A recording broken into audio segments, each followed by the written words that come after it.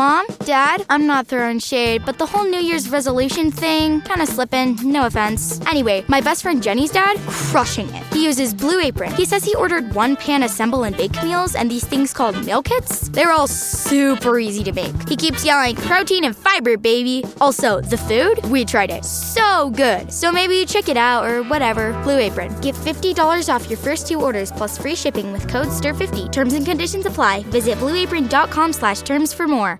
This episode is brought to you by Progressive Insurance. What if comparing car insurance rates was as easy as putting on your favorite podcast? With Progressive, it is. Just visit the Progressive website to quote with all the coverages you want. You'll see Progressive's direct rate, then their tool will provide options from other companies so you can compare. All you need to do is choose the rate and coverage you like. Quote today at Progressive.com to join the over 28 million drivers who trust Progressive. Progressive Casualty Insurance Company and Affiliates. Comparison rates not available in all states or situations. Prices vary based on how you buy. Toyota builds vehicles that don't just keep up, they lead the pack. On the road, in your routine, and most of all, within your budget. Take the Camry and Corolla, 2 stylish and dependable cars, both with the latest tech and driver-friendly features, and the performance to make every commute feel effortless. Or if you're chasing space, adventure, and versatility, check out Toyota's RAV4 and Grand Highlander, delivering the capability, comfort, and confidence to take you everywhere you need to go. Plus, with hybrid options designed for efficiency and 4-wheel and all-wheel drive models ready for any terrain, your Toyota is more than just a reliable way to get around. It's built for your way of life. And right now, your local Toyota dealer has great financing and lease options available to qualified customers, meaning there's no better time to step into a new Toyota.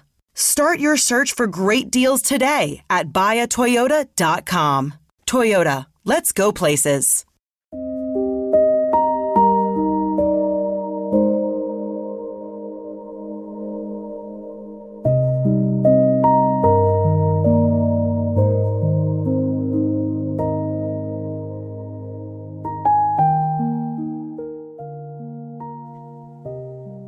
The stained glass windows of First Baptist Hardenville bled crimson and gold across the pews, as if the sun itself were being filtered through judgment. The church had never been this full. Not on Easter, not on Christmas, not even at P.J. Brunson's funeral. People who had not prayed in decades now clutched hymnals like flotation devices. Men who had spent the weekend mocking curfew now sat stiff back beside their wives. Teenagers who had rolled their eyes at talk of monsters stared at the pulpit with quiet dread. Because monsters had multiplied. Harold Hughes had vanished. And now 13 bodies lay hacked to pieces at Westbrook Lake by a man named Justin Vernon. If Harold was the devil they knew, Vernon was proof that the devil had disciples. The organ stopped. Silence fell. Jacob stepped forward. Jacob was 26 years old, too young, some said, to carry the weight of a town. Tall, narrow, clean-shaven, his black suit hung on him like a shadow. His father, Reverend Elijah Cade, sat behind him in a wheelchair, hands folded, eyes proud but cautious. The old lion had ruled this pulpit for 30 years. Now the cub was in charge. Jacob did not grip the podium. He let his hands rest lightly on either side. When he spoke, his voice was soft. Brothers and sisters, how many times must the wolf circle before the shepherd is allowed to bare his teeth? The congregation shifted. He paced once, slowly. We prayed when Harold Hughes returned to the soil. We prayed when our daughters were nailed to walls. We prayed when our hospital burned. We prayed when our sheriff locked us inside of our homes. And this week, 13 more bodies were butchered just one town over. You can call it a coincidence. You can call it madness. You can call it not our jurisdiction. His eyes drifted, just briefly, toward Sheriff Brunson, seated near the aisle. But I call it contagion. When evil is allowed to breathe, it multiplies. When it is denied, mocked, politicized, monetized, it festers. You want to know why Harold was never found? Because you are looking for a man. But Scripture tells us we wrestle not against flesh and blood. You think Harold Hughes is a man? You think Justin Vernon is a man? You think monsters are born in isolation? No.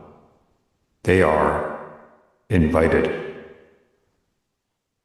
When a town laughs at sin, when we make idols out of rebellion, when we cheer for radio hosts who spit on authority, when we sell guns 2-for-1 and call it protection instead of fear, when we stop fearing God, something else moves in. Hardinville has been visited. And you all sit here asking whether Harold Hughes is real. Some of you have seen his face. But what if that face was only the doorway? People ask me, Jacob, are you saying the devil lives here? I am saying if he does, then perhaps it is time we stop hiding behind locked doors. You locked yourselves inside and called it victory. You hid in your basement and called it strength. You argued about curfews while darkness sharpened its axe, one town over. If the devil lives in Hardinville, then let us fight fire with fire. We fast, we purge, we cleanse this town of rot. We call out corruption wherever it hides, political, spiritual, personal. We expose sin, we root it out. We do not wait for another mask to appear on Peeper's hollow road. No more hiding. No more pretending Harold Hughes was an isolated storm. Ladies and gentlemen, he was a symptom. And symptoms mean infection. Tonight we begin a vigil. Every night until this evil is gone. Prayer circles, home inspections, accountability. If there is darkness in this town, we will drag it into the light. If the devil lives in Hardinville, then let him find that we are not afraid. The Hardinville Police Department had not changed in nearly 30 years. The tile floors were scuffed to a permanent dullness, the air faintly scented with old coffee and toner ink. Framed photographs of past sheriffs lined the hallway in chronological order. Stern men in sepia tones, then color, then digital gloss. It was a building devoted to continuity, procedure, the comfort of things that did not bend. Sheriff Brunson stood when Jacob entered his office. Reverend, he said, extending a hand across the desk. His grip was firm, practical. Didn't expect to see you here this afternoon. Jacob returned the handshake warmly. I appreciate you making time, Sheriff. You want coffee? Brunson gestured toward a small machine sputtering in the corner. It's terrible, but it's technically coffee. Jacob smiled. No, but thank you for the offer. Brunson poured it himself, slid the glass across the desk, and settled back into his chair, seemingly unaware that Jacob said no. There was no hostility in him, at least not yet. Only caution wrapped in courtesy. I've been meaning to speak with you for some time, Brunson said. The town seems energized by your thoughts. That's one word for it, Sheriff, Jacob replied gently. Brunson folded his hands on the desk. People are scared. Scared people look for something steady. That's why I'm here, Sheriff, Jacob said. The sheriff's brow lifted slightly. He did not interrupt. We both care very deeply about Hardinville. This is our home. And right now, Our home is pulling toward two centers of gravity: law and faith. If those forces work against each other, Sheriff, fear will win. Brunson considered that. You think we're working against each other, Reverend? I think we could be working together, Jacob answered carefully. Your deputies have been responding to complaints about our vigils, about neighbors checking on neighbors. I don't want there to be any misunderstanding. Brunson leaned back, chair creaking softly. You know, home inspections aren't exactly standard operating procedure for a church, Reverend. Accountability isn't a crime, Sheriff, Jacob said, his tone still even. No, Brunson agreed, but intimidation can be. Jacob nodded slowly as if accepting a reasonable critique. I do not condone intimidation, Sheriff. What I condone is vigilance. Harold Hughes did not grow in a vacuum. Justin Vernon did not appear out of thin air. Something here is festering. Brunson's jaw tightened. We are investigating every lead connected to both cases, Reverend. I do not doubt that, Sheriff. But investigations respond. They do not prevent. A faint smile tugged at Brunson's mouth. That's a very ambitious claim you just made there, Reverend. Jacob did not smile back this time. His voice shifted, subtle but unmistakable. I've seen what happens if we treat this like coincidence, Sheriff. Brunson watched him steadily. Seen? Yes, Jacob replied. The office seemed to quiet around the word. I've seen fire, Jacob continued, his voice lowering, thickening with imagery. Not a house fire, not a brush fire. I've seen flames cresting over the tree line like tidal waves. I've seen the sky over Peeper's Hollow Road turn the color of arterial blood. I've seen squad cars abandoned in the street, radios hissing into smoke. I've seen church steeples collapse inward like broken ribs. And I've seen skin, Sheriff, human skin, turn to ash before a scream could finish leaving their mouth. Brunson did not laugh. Not yet. He studied the man in front of him as one might study a witness whose testimony borders on impossible. And above it all, Jacob said, I've heard laughter. Like a predator that knows the trap is already sprung. Finally, Brunson exhaled through the noise. If you can see the future there, Reverend, why don't you change it? Jacob leaned forward slightly, palms resting on the edge of the desk. I am, Sheriff.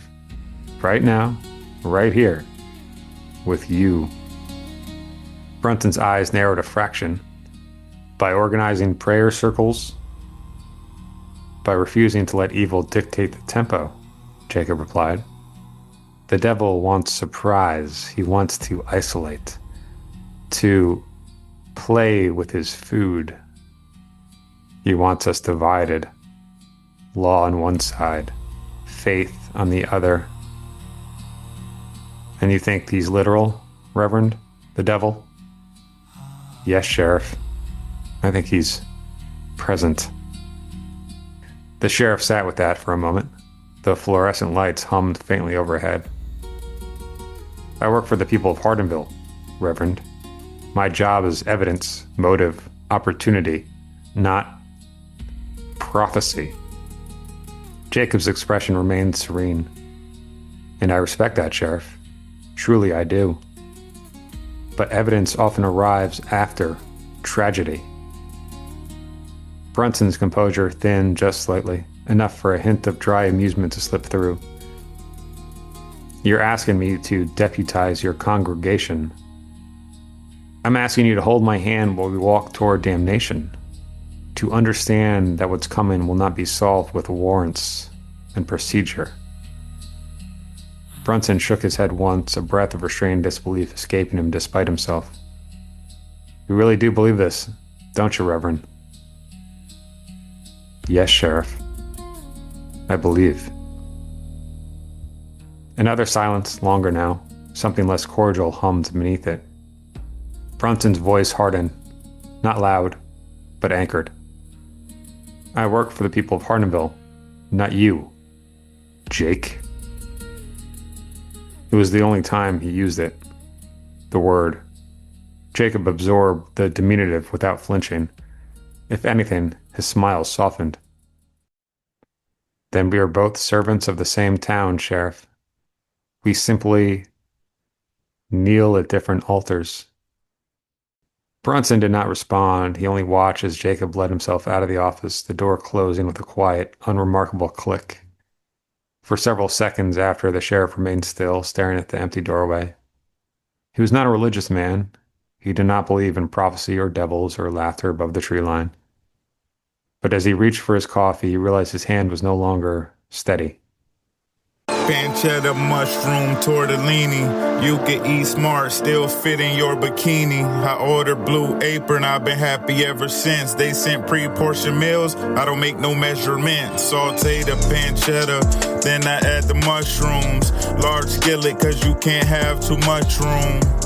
Garlic pesto, tomato paste, Calabrian chili, season the taste. Order Blue Apron today.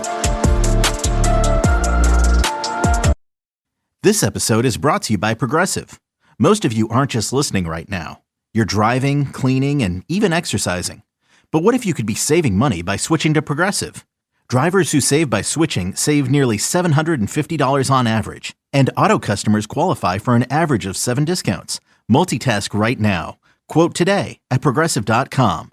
Progressive Casualty Insurance Company and Affiliates. National average 12-month savings of $744 by new customers surveyed who saved with Progressive between June 2022 and May 2023.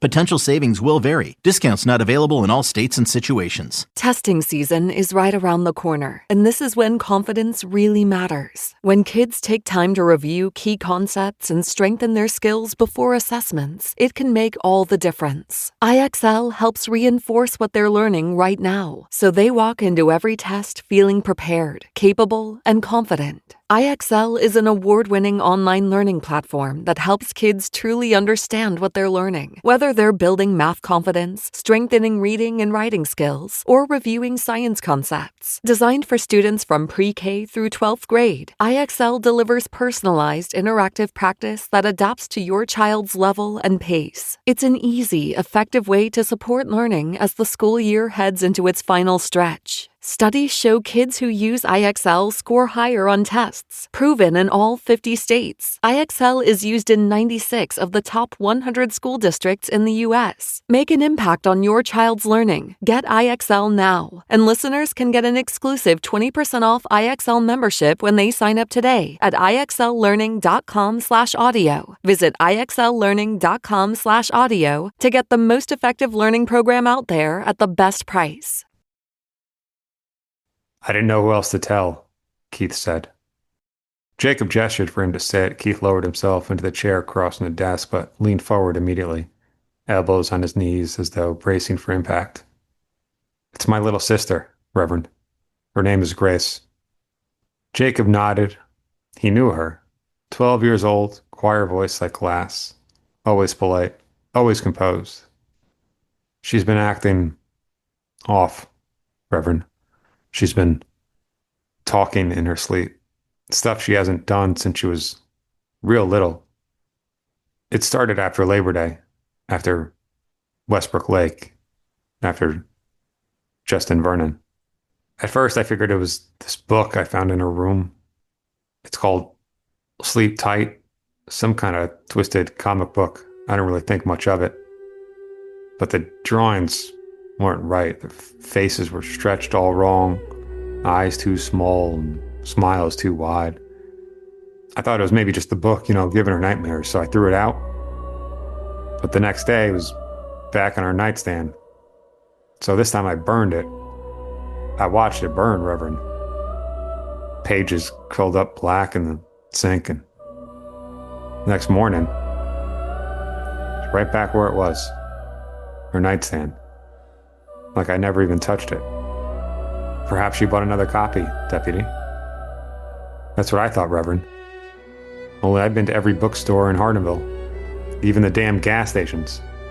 Nobody's heard of this book. It's like it doesn't exist. And now this sleepwalking's worse. Other night I got a call at 2 a.m. You want to know where she was? Jacob met his eyes. Where was she? Here. In this church. Standing at the altar. Speaking in tongues. Scratching her wrists with the nails on her toes. My mom's losing it, Reverend. We tried going to, some therapist. Grace, she doesn't remember any of the sleepwalking, sleep talking nightmares. Says she sleeps fine. I don't know what to do. I don't know. My mom doesn't know what to do either. So, we want to get ahead of this thing before it gets worse. Jacob leaned forward. I'll come tomorrow, Deputy. The devil will not take your sister. Not on my watch. Grace's house felt ordinary in a way that almost offended the imagination. The scent of lavender cleaner drifted faintly through the hallway. A pot simmered on the stove. Pearl, Grace's mother, greeted Jacob with trembling gratitude. Her smile stretched thin from exhaustion.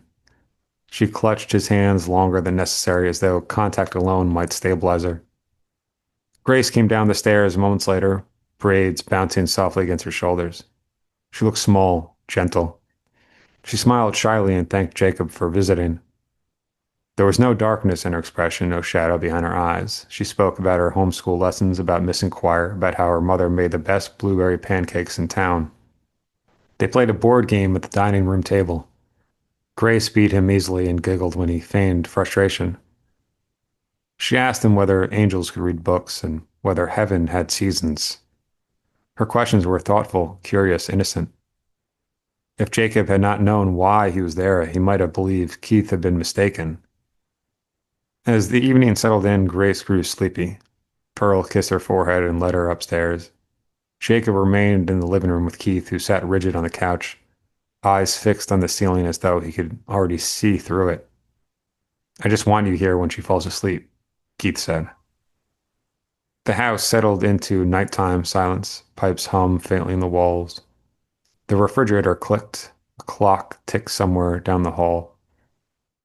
Everything about this house felt ordinary. For nearly an hour, nothing happened. Then, at 11:17 p.m., a sound cracked through the ceiling. It was not a small thud. It was loud, like something heavy splitting wood. Pearl gasped, her hand flying to her mouth. Jacob raised his hand slightly, signaling restraint, though his own pulse had begun to climb. Another sound followed, dragging, slow, deliberate, too heavy to belong to a 12-year-old girl. They moved up the stairs together. With each step, the air seemed to thicken, as if the hallway were filling with an unseen smoke. Grace's bedroom door was closed. From behind it came a steady, scratching sound, measured, rhythmic, patient. Jacob turned the knob and pushed the door open. Grace stood in the center of the room with her back to them. Her bare feet were planted firmly against the floor. Her head tilted at an angle that strained the limits of the human spine. Her arms hung loose at her sides, fingers grazing her thighs. "Grace?" Pearl whispered. Grace's shoulders twitched. Slowly, she turned.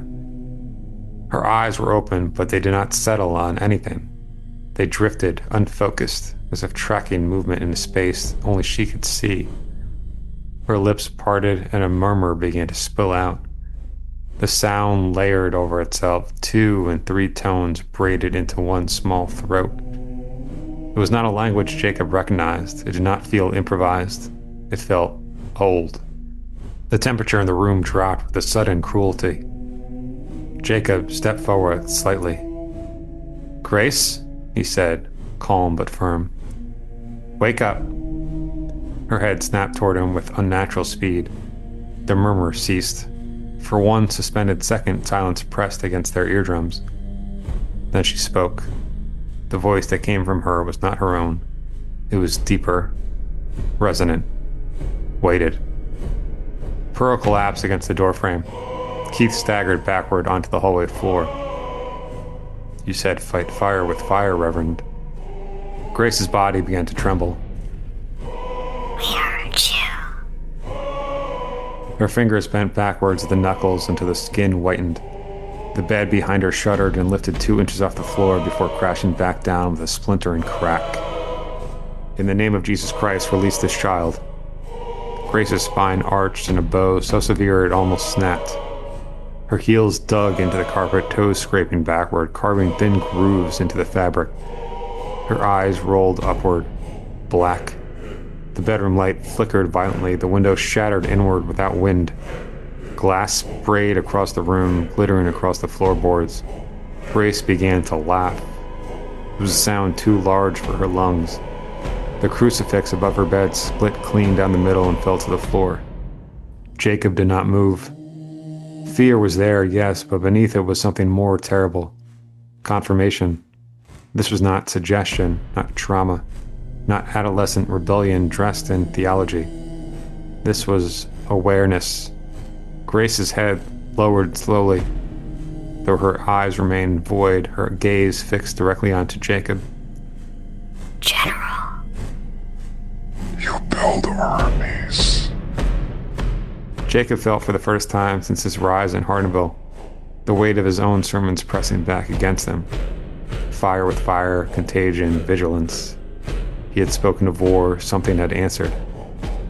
Grace's body collapsed, flat against the mattress without transition.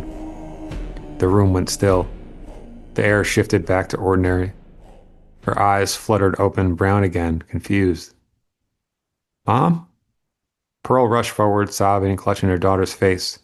Keith looked at Jacob, trembling, waiting for interpretation, waiting for command. Jacob stood at the edge of the bed, staring at the broken crucifix on the floor. He had seen enough to strip metaphor from his mouth. This was not hysteria. This was not rumor. And it was not leaving. Pearl did not release Grace until the girl's breathing had fallen into a steady, childlike rhythm. Even then, she lingered at the edge of the bed, smoothing her daughter's hair as though the simple act of touch might anchor her spirit in place. The shattered glass had been pushed aside. A blanket had been tacked over the broken window. The room looked temporarily repaired, but the air still carried the metallic aftertaste of something unnatural. Downstairs, the three of them sat in the dim wash of a single lamp. No one reached for the overhead lights. Brightness felt inappropriate. Keith stood rather than sat, his back near the fireplace, arms folded tightly across his chest. He looked less like a brother now and more like an officer awaiting orders. You saw it, Reverend? Jacob nodded, once. Yes, I saw it. Pearl's voice trembled, though she tried to steady it. Tell me what that was, Reverend, please. Tell me what that was. Jacob did not answer immediately. He let the silence expand because rushing would cheapen what had happened. He had spent months speaking about influence, about contagion, about spiritual warfare. Tonight, those ideas had stepped off the page. What I witnessed, he said carefully, was not imagination. It was not hysteria.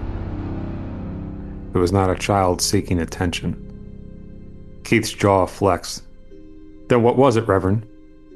Jacob folded his hands together, leaning forward slightly.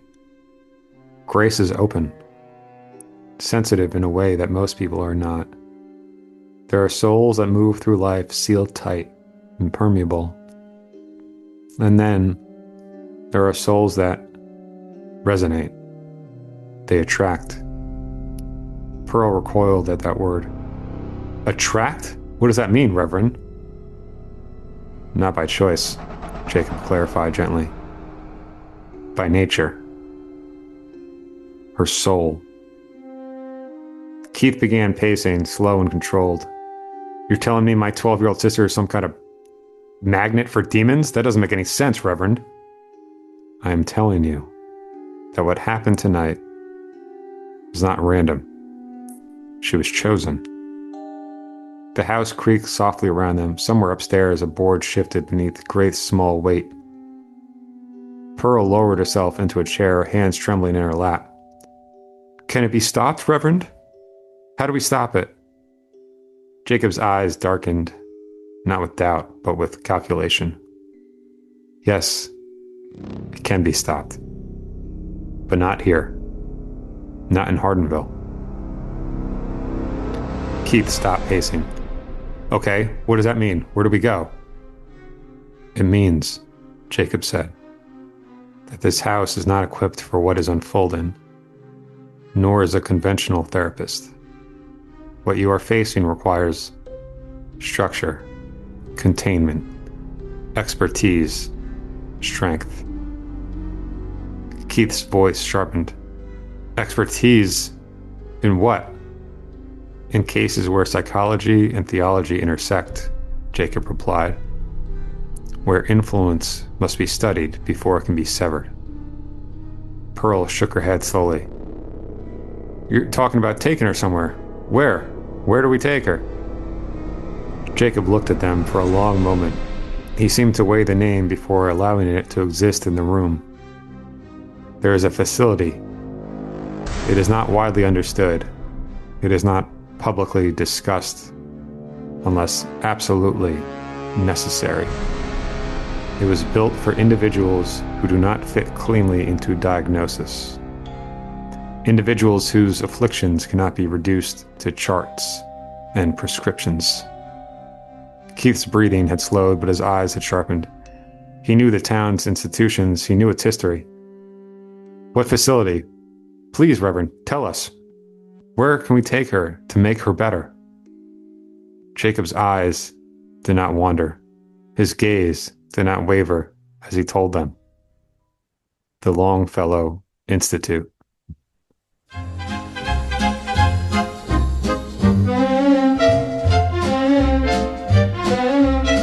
I've got a little white house on the hill with a blue front door and daffodils. Got a shiny Frigidaire that hums so low, and a radio playing the late night show.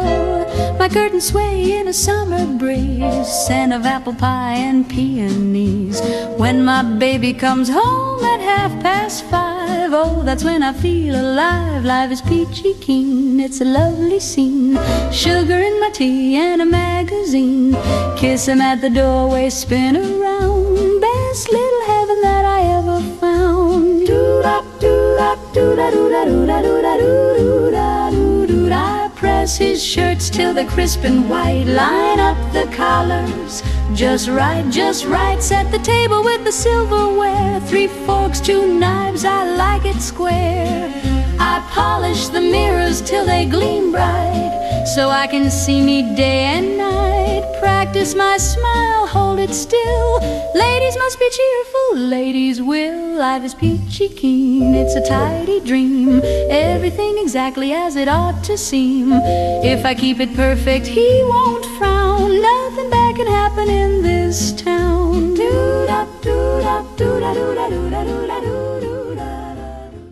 Avoiding your unfinished home projects because you're not sure where to start? Thumbtack knows homes, so you don't have to. Don't know the difference between matte paint finish and satin? Or what that clunking sound from your dryer is? With Thumbtack, you don't have to be a home pro. You just have to hire one. You can hire top-rated pros, see price estimates, and read reviews, all on the app. Download today. Pancetta, mushroom, tortellini. You can eat smart, still fit in your bikini. I ordered Blue Apron, I've been happy ever since. They sent pre-portioned meals, I don't make no measurements. Saute the pancetta, then I add the mushrooms. Large skillet, cause you can't have too much room. Garlic pesto, tomato paste, Calabrian chili, season the taste. Order Blue Apron today. Did you know that you can buy your car completely online on AutoTrader? Really? Just visit autotrader.com, filter and search through dealer listings for the car you want, make, model, color, and all the features that matter to you. Go ahead, Get picky. Whether you're into subcompacts with heated cup holders, crossovers with all-wheel drive, pickups with kicking sound systems, or SUVs that can survive whatever chaos your kids unleash. Just drop in your info and you'll only see cars in your budget. Really. Once you find your one and only, you can do the whole deal online and have the car delivered to your driveway. Or you can pick it up at the dealership and drive your new ride right off the lot. Really. AutoTrader makes it easy to buy your car online because the whole process is designed around your wants and must-haves. AutoTrader. Buy your car online. Really.